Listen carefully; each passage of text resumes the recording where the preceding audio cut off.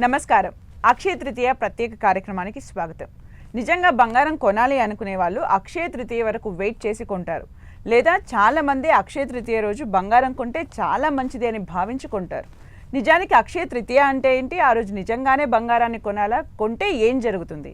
ఇలాంటి విషయాలకు సమాధానాలు తెలియజేయడానికి మనతో పాటు ఉన్నారు ప్రముఖ ఆధ్యాత్మికవేత్త శ్రీనివాసులు అనంతరామశర్మ గారు. వారితో మాట్లాడి మరిన్ని విషయాలు తెలుసుకుందాం. నమస్కారం గురువు గారు. అసలు అక్షయ తృతీయ అంటే ఏంటి? ఈసారి ఏ రోజు వస్తుంది? ముహూర్తం ఏంటి? పూజా విధానం ఏంటి? అక్షయ తృతీయ మనకి ఈ నెల 30వ తారీఖు వస్తుంది. ఈ అక్షయ తృతీయ అసలు అక్షయము అంటే ఏంటయ్యా అంటే క్షయము కాంతి, నశించిపోనిది. అక్షయము అంటే ఎప్పుడూ కూడా అభివృద్ధి చెందుతూ ఉండేది అని అర్థం, నశించిపోనిది అని అర్థం.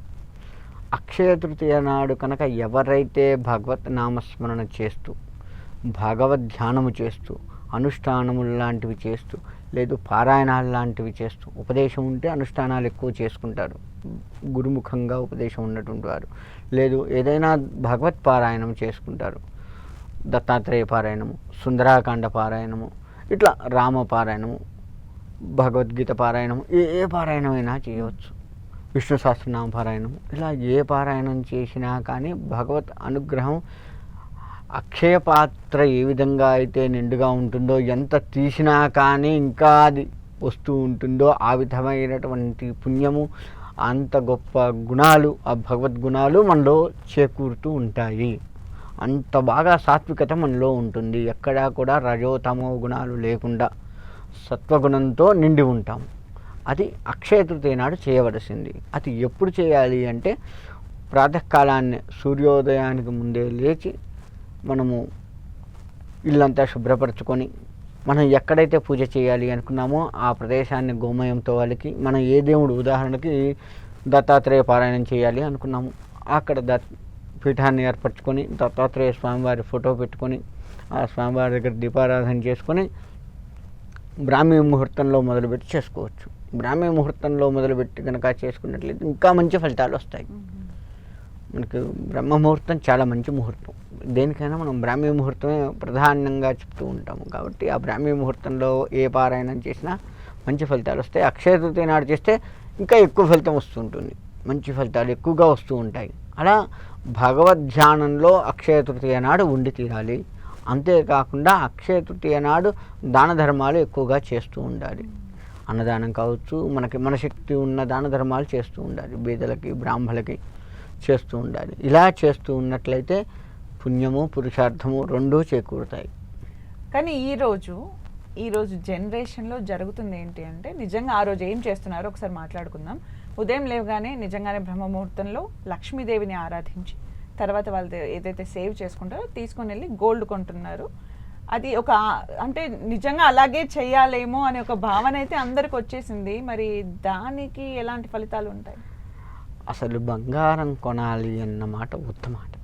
అది మధ్యలో వచ్చింది తప్ప శాస్త్రంలో ఎక్కడా కూడా ఏదైనా వస్తువు కొనాలి అనేది లేదు. ఫస్ట్ ఏ వస్తువు అయినా కానీ కొనాలి అనేది లేదు. నీకు ఎంతసేపు దానం చెయ్యమని శాస్త్రం చెప్పింది, భగవద్ ధ్యానం చెయ్యమని చెప్పింది, ఇంట్లో అందరితో ఆనందంగా గడపమని చెప్పింది, అంతవరకే. కానీ ఎక్కడా కూడా ఏదైనా వస్తువు కొనుక్కొని ఇంట్లో పెట్టుకుంటే మంచిది అనేది లేదు. అయితే ముఖ్యంగా అక్షయ తృతీయ లక్ష్మీప్రదంగా చెప్తూ ఉంటారు. లక్ష్మీప్రదం అంటే ఏంటంటే మన ఇంట్లో అన్నీ ఉంటేనే లక్ష్మి, ఆనందం, నవ్వుతూ ఉన్నాం, అది లక్ష్మీప్రదము. భార్యాభర్త చక్కగా కలిసి ఉన్నారు, లక్ష్మీప్రదం. కుటుంబంలో అత్తామామలతో కలిసి ఉన్నాం, లక్ష్మీప్రదము. అలా ప్రతిదీ ఆనందము కూడా లక్ష్మీప్రదమే. లక్ష్మీదేవి అనగానే కేవలం డబ్బులే కాదు, ఇలా అన్ని రకాలుగా లక్ష్మీప్రదము. అలా లక్ష్మీప్రదంగా చెప్తూ ఉంటారు. లక్ష్మీప్రదం అనగానే మనం ఈ కాలంలో ఆలోచించేది ఏంటంటే డబ్బు, బంగారం, ఈ రెండు బాగా ఆలోచిస్తాం. అందుకని డబ్బులు ఎట్లాగూ ఉంటాయి, ఈ డబ్బుని బంగారం రూపంలో పెడితే ఈ బంగారం ఇవాళ 100 రూపాయల బంగారం రేపు 200 అవుతుంది, తర్వాత 400 అవుతుంది, ఇట్లా రెట్టింపు అవుతుంది అన్న ఆలోచనతో ఉన్న డబ్బులన్నీ తీసుకెళ్ళి ఆ బంగారం కొంటున్నాం. ఇలా మనం దాన్ని రెట్టింపు చేస్తున్నాం అనే ఆలోచనలో ఉన్నాం. కానీ బంగారము అహంకారానికి చిహ్నము. గుర్తుపెట్టుకోండి, బంగారము అహంకారానికి చిహ్నం. నువ్వు ఆ రోజు కనుక బంగారాన్ని కొంటున్నావు అంటే అహంకారాన్ని తెచ్చుకుంటున్నావు అనే అర్థం. ఇండైరెక్ట్గా చెప్పాలి అంటే ఇండైరెక్ట్గా కాదు, డైరెక్ట్గా చెప్పొచ్చు దీన్ని. అహంకారాన్ని నువ్వు ఇంకొక దగ్గర నుంచి తెచ్చుకుంటున్నావు అని అర్థం. కొనుక్కొని మరీ తెచ్చుకుంటున్నావు. ఉత్తగా నీ దగ్గర ఉన్న సొమ్ము మొత్తం కూడా ఖర్చు పెట్టి, వీలుంటే అప్పు చేసి, ఎవరన్నా ఉంటే ఆ రోజు మంచిదటగా ఓ 10,000 అప్పి రాదు, చిన్న బంగారం ముక్క కొనుక్కుంటాను అని చెప్పి అప్పు చేసి మరీ ఆ అహంకారాన్ని కొని తెచ్చుకుంటున్నాం మనం. కాబట్టి అలా అహంకారపూరితమైనటువంటి బంగారాన్ని కొనకూడదు. అది మధ్యలో వచ్చిన పద్ధతి. అది బంగారు షాపు వాళ్ళు వాళ్ళ వ్యాపారానికి కావచ్చు, లేదు మన అజ్ఞానంతో మనమే వెళ్ళి కొనవచ్చు. ఏదైనా రెట్టింపు అవుతుంది అన్న ఉద్దేశంతో బంగారం కొంటే రెట్టింపు అవుతుంది అనుకుంటున్నాం, కానీ అది ఎప్పుడైనా ఎప్పుడు కొన్నా ఒకటే ఫలితం దానికి, రెట్టింపు అవుతుంది. బంగారం కొనొద్దు అని మీరు అనట్లేరు, కానీ అక్షయ తృతీయ రోజైతే 100% కొనకూడదు, కొనవద్దు. ఎందుకంటే మరి భారతీయులకు బంగారం అనేది ఒక సెంటిమెంట్. ప్రతి ఒక్కరు కూడా మీరు అహంకారం అన్నా ఏదన్నా బంగారాన్ని ధరించాలని చూస్తారు. ఈరోజు జరుగుతున్న వివాహ కార్యక్రమాల్లో కూడా బంగారం పోషించే పాత్ర అంతా ఇంత కాదు. మరి భారతీయుల సంస్కృతిలో మొత్తం ఇది మిళితమైపోయిన బంగారాన్ని అహంకారం అని మీరు ఎలా చెప్తారు? అహంకారాన్ని ఎలా చెప్పగలను అంటే, మనకు ఉదాహరణకు చూసుకుంటే, నా దగ్గర ఏ వస్తువు లేదు, మీ సార్ దగ్గర ఉంది. ఉన్నప్పుడు మీ సారు నేను ఫ్రెండ్స్. చూసావా, ఆయన చక్కగా బ్రాస్లెట్లు, ఒంటి నిండా నగలు వేసుకొని వస్తాడు. రాగానే జనరల్గా జనాలు ఎవరి దగ్గరికి వెళ్తారు? నా దగ్గర ఏం లేకుండా మామూలు సాదాగా వచ్చాను. సరే, స్నేహితులం అయినప్పటికీ కూడా ఎంతో కొంత నీ దగ్గర లేదురా, నా దగ్గర ఉంది అన్నట్టుగా చూపించుకుంటాం కదా. అది అహంకారం కాదా? జనాలు కూడా డబ్బున్న వాడి దగ్గరికి వెళ్తారు కదా, లేని వాడిని ఎవరు నన్ను ఆశ్రయిస్తున్నారా? ఆశ్రయించరు. అంటే అహంకారం ఎక్కడుంటే మనం అక్కడికి వెళ్తాం. మన మనస్సు కూడా అక్కడికి వెళ్తుంది ఆటోమేటిక్గా. ఎంత మంచివాడివైనా సరే, ఒంటి నిండా బంగారం ఉండేసరికి కొంత మనస్సు అహంకారపూరితమైనటువంటి భావాన్ని ప్రవేశపెడుతుంది. అందుకని అది అహంకారం అని చెప్తున్నాను. మీరు అన్నట్టు వివాహాల్లో వాటిల్లో వేసుకున్న అలంకరణ, ఆ కాశీపు లేని వాళ్ళు ఉన్నారు. లేని వాళ్ళు ఏం చేస్తున్నారు? డూప్లికేట్ వేసుకుంటున్నారు. పూత పోసిందో లేకపోతే గోల్డ్ మన రోల్డ్ గోల్డ్ షాపుల్లో బంగారం లాగా కనపడేవి కొనుక్కోవటము, అవి రెంట్కి కూడా ఇస్తున్నారు. వేసుకొని ఆ కాసేపు అలంకరణ అవి. ఎందుకంటే మళ్ళీ వివాహాలు మళ్ళీ మళ్ళీ చేసుకునేది కాదు కదా, ఎప్పటికీ ఉండాలి, నిండుగా ఉండాలి. ఫోటో చూసినా, వీడియోలు చూసుకున్నా ఎప్పుడన్నా నిండుగా కనపడాలి. జనానికి కూడా అది బంగారమేనా అనుకునేవాడికి అమ్మ మంచిగున్నారు అని అనుకోవాలి. మనల్ని చూసి మనల్ని ఎక్కడా కూడా తక్కువ అనుకోవద్దు అన్న ఇదితో, బంగారంతో ఉన్న వాళ్ళేమో ఒరిజినల్ బంగారం వేసుకుంటున్నారు, లేని వాళ్ళేమో అలా తెచ్చుకొని వేసుకొని ఆ వేడుకని చేసుకుంటున్నారు. అంతే తప్ప బంగారం ఎట్టి పరిస్థితుల్లో అలంకరణ అంతవరకే. అహంకారం. ఇప్పుడు ఉదాహరణకి మీరే ఉన్నారు, ఓ పెళ్ళికి వెళ్ళారు, మొత్తం స్వాతి హారాలని ఆ హారాలు ఈ హారాలను వేసుకొని పెళ్ళికి వచ్చారు. అది అలానే ఉంచుకొని నిద్రపోతారా? రాత్రిపూట తీసి పక్క పెడతారు. లేదు, లాకర్లో తెచ్చుకున్నారు, వేసుకున్నారు, పెళ్ళికి అంతా కనపడడం అయిపోయింది, మళ్ళీ మరో రోజు తీసుకెళ్ళి లాకర్లో పెట్టుకుంటాం. అవునా? మరి అహంకారం ఉంది అని చూపించుకోవటం కోసమేగా మీరు వేసుకొచ్చింది, నాకుంది. దీని ద్వారా ఎఫెక్ట్ అవుతుంది అందరికీ అని అంటారు. ఖచ్చితంగా అహంకారపూరితంగా ఉండకూడదు, సాత్వికంగా ఉండాలి. అక్కడ దాకా కాదండి. ఇప్పుడు మన గూగుల్ పిచ్చయ్య గారు ఉన్నారు, ఆయన ఒంటి మీద బంగారం చూపించండి, ఏ బంగారం లేదు ఆయనకు. మరి ఎందుకు లేదు? అంత ఉన్నవాడు కదా, దాన్ని త్యజించాడు ఆయన. అహంకారపూరితంగా ఉండకూడదు అని త్యజించాడు. ఆయన ఫొటోస్ చాలా గమనించుకోండి మీరు, ఎక్కడా కూడా బంగారం, ఒకవేళ ఉన్నా ఏదైనా ఒక ఉంగరం ఉండొచ్చు, దేవుడి సెంటిమెంట్గా ఏదైనా దేవుడి ముద్రిక ఉండొచ్చు తప్ప మొత్తం దిగించుకొని ఉండడు. మరి మనలాంటి వాళ్ళం ఎన్ని బంగారాలు పెట్టుకుంటున్నాం, మరి ఆయన ఎంత పెట్టుకోవాలి? ఇప్పుడు అనంత పద్మనాభ స్వామి అయి ఉండొచ్చు, పూరి జగన్నాథ స్వామి అయి ఉండొచ్చు, అక్కడ భాండాగారాలు ఉన్నాయి, బంగారం ఉంది అది చెప్తూ ఉంటారు. మరి బంగారం అనేది ఒక సెంటిమెంట్. మనము దేవుడిని నమ్ముతూ ఉన్న వాళ్ళు కూడా ఆహా బంగారం దేవుడు అనే టైప్లో కూడా చాలామంది బంగారాన్ని ఒక సెంటిమెంట్గా, అట్ ద సేమ్ టైం సంప్రదాయంగా, అన్ని భక్తిభావంగా అన్ని రకాలుగా చూస్తూ ఉంటారు. దానికి మీరేం చెప్తారు? ఇక్కడ అనంత పద్మనాభ స్వామి వారిని తీసుకున్నాను, ఎందుకంటే ఆయనదే బాగా తెలుసు. ఆయన దగ్గర మొత్తం 7 ద్వారాల నిండా బంగారం ఉంది. ఎందుకుంది అంటే, స్వామివారికి అలంకరణగా కొంత పెట్టినప్పటికీ మిగతా కొంత అలా భాండాగారాల్లో దాచి ఉంచారు, నిక్షిప్తం చేసి ఉంచారు. ఎందుకు ఉంచారు అంటే భవిష్యత్తులో. అందుకే భూములు కూడా దేవాదాయ శాఖ వచ్చింది ఈ మధ్య, భూములన్నీ దేవాలయాలు ఉన్నాయి, రాసిచ్చారు, దాన ధర్మం చేశారు. ఎందుకు అంటే ఈ భూములతో అర్చకుడు, అక్కడున్న పరిచారకులు ఆ భూమి మీద వచ్చేటువంటి సొమ్ముతోటి బ్రతకాలి, ఆ ఆదాయంతో దేవాలయం ఎప్పుడూ కూడా నడుస్తూ ఉండాలి అని భూములు ఇచ్చారు. పంట పండించుకుంటాం, పొలాలు, బియ్యం గింజలు అన్నీ వస్తాయి, తినేంత తిని దేవుడికి పెట్టేంత పెట్టి ఉత్సవాలకు కానీ మిగతావి అమ్మేసి ఆ సొమ్ముని కూడా భద్రపరిచి వడ్డీ రూపంలో స్వామివారి కైంకర్యాలు చేసి మన జీతభత్యాలు కానీ కరెంట్లు కానీ ఇవన్నీ కూడా ఉన్నాయి కదా. ఇప్పుడున్న పరిస్థితి, వెనకట కరెంట్ లేదు, కానీ వెనకట మరి దీపాలు వెలగాలి అంటే నూనె పోయాలి. ఇప్పుడు స్విచ్ చేస్తే నెలగానే 500, 1000, 10,000 బిల్లు వచ్చింది, కట్టేస్తున్నాం. మరి అప్పుడు అట్ట కదా, ఎప్పటికప్పుడు నూనె కావాలి, స్టాక్ పెట్టుకోవాలి నూనెని కదా, జ్యోతులు వెలగాలి అంటే.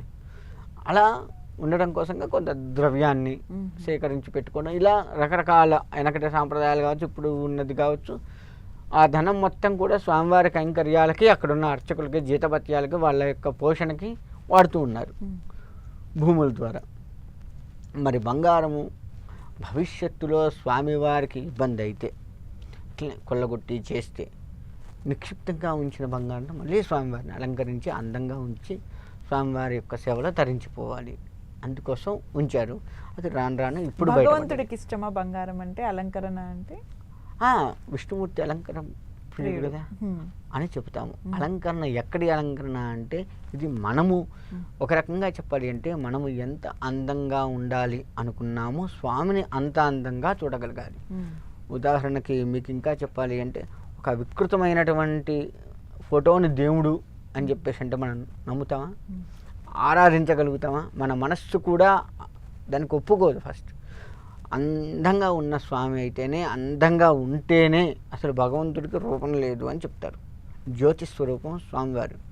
మరి జ్యోతి స్వరూపంలో నమ్మలేం కాబట్టి విగ్రహ రూపంలో పెట్టుకొని ఆ స్వామివారిని అందంగా అలంకరించుకుంటే మన మనస్సు దాన్ని తొందరగా గ్రహించి స్వామివారిని మనసులో నింపుకొని స్వామివారి ధ్యానం చేసి తరించిపోతున్నాం కదా. అందుకని అలంకరణ చేస్తున్నాం స్వామివారికి. స్వామివారికి కావాల్సింది ఏ అలంకరణ అంటే ఇష్టం అంటే మనస్సు నిండా ఆయన నింపుకున్న మనిషి అలంకరణ ఇష్టం. ఆ మనస్సే ఆయన అలంకరణ. అటువంటి మనస్సుతో ఉన్నటువంటి వాడు, స్వామిని లోపల పెట్టుకోగలిగిన మనస్సు ఎవడుకుందో ఆ మనస్సే ఆయనకు అలంకరణగా భావించి అందులో ఉండిపోతాడు.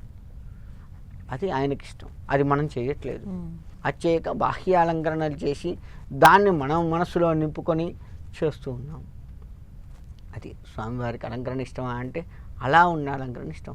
మన మనస్సు అలా స్వామివారికి ఏదీ లేకుండా మన మనస్సు ఒప్పుకోదు కాబట్టి ఎండ్ ఆఫ్ ది డే మీరు దేవుడికి ఎంత బంగారం పెట్టారు కాదు, ఎంత మనసులో నింపుకున్నారు అనేది నేను చెప్పేది. ఒక రకంగా చెప్పాలి, ఒక రకం కాదు, ఎన్ని రకాలుగా చెప్పినా అదే. అక్షయ తృతీయ రోజు బంగారం కొనాల్సిన అవసరం లేదని ఖరాఖండిగా చెప్పేస్తున్నారు మీరు. మరి అక్షయ తృతీయ రోజు చేయాల్సింది ఏంటి అసలు? అక్షయ తృతీయ రోజు ఏం చేయాలి అంటే దాన ధర్మాలు చేయాలి. వస్త్రదానము, అన్నదానము, మనకి ఏది ఉందో అది దానం. మన శక్తి కొలది దానం చేయాలి. అది మనం ఎంత దానం చేస్తామో అంత రెట్టింపుతో మనకు వస్తుంది. అది తరగని రీతిగా మనకు వస్తుంది, గుర్తుపెట్టుకోండి. అలా మనకు పలానా వారికి దానం చేయాలని ఉందా, ఎవరికైనా చేయొచ్చా? పేదవారికి, బ్రాహ్మణులకి ఇద్దరికి దానం చేయాలి. అంటే ఇప్పుడు కడుపు నిండిన వాడికి పెట్టకూడదు కదా. బాగా కడుపు నిండి అన్నం తిన్నాను, మళ్ళీ నాకు అన్నం పెట్టారు మీరు, పెడితే తినగలుగుతానా? అలా కాదు కదా. ఎవరికి లేదో వాడికి పెడితే తృప్తిగా తీసుకుంటాడు. వాడి యొక్క తృప్తే మనకు ఆశీర్వచనం కదా. నాకు కడుపు నిండింది, మీరు పంచపక్షి పరమాన్నాలు పెట్టారు, ఆల్రెడీ తిన్నాను, తిన్నాయి అని అనిపిస్తుందా లేదు? తృప్తిగా ఉండగలిగాను నేను, మళ్ళీ ఇవే పెడుతున్నారు, వెరైటీలు లేవు, పాళ్ళు, ఇలా మాట్లాడతాం కదా.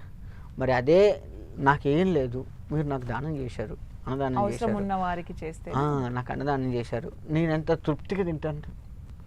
ఈరోజు కడుపు నిండా తినగలిగాను, ఎప్పుడు తినని ఐటెం తినగలిగాను, ఈ అన్నదాత సుఖీభవ అని అంటూ ఉంటాం కదా మనం. వీళ్ళు ఎప్పుడు బాగుండాలి, ఇవాళ నా కడుపు నింపారని ఒక్క క్షణం మనస్ఫూర్తిగా అనుకుంటాను. ఆ ఒక్క క్షణం మనస్ఫూర్తిగా అనుకుంది మీకు ఎప్పటికీ, మీకు మీ వంశానికి కూడా శ్రీరామ రక్షగా నిలుస్తుంది. అందుకని మనము అన్నదానం చేయాలి, అనేది వస్త్రదానం, వస్త్రాలు లేక ఇబ్బంది పడుతున్న వారికైనా సరే వస్త్రదానము, బీదాబిక్కి వీళ్ళందరూ ఉంటారు, వాళ్ళందరికీ ఎవరికి ఏది లేదో మన శక్తి కొలది వారికి దానం చేసినట్టు.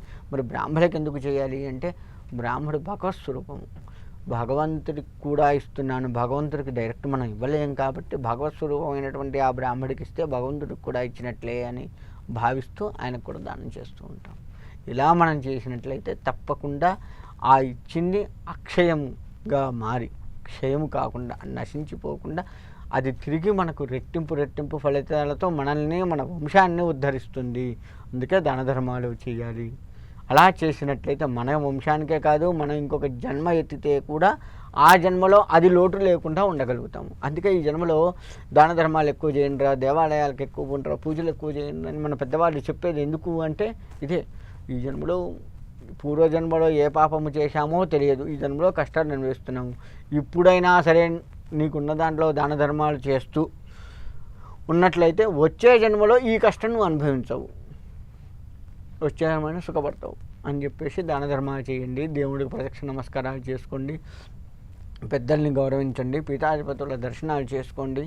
ఇలా ప్రతి వారిని గౌరవిస్తూ ఉండాలి అని చెప్పి పూజలు చేస్తూ ఉండాలి అని చెప్పే కారణం ఇదే.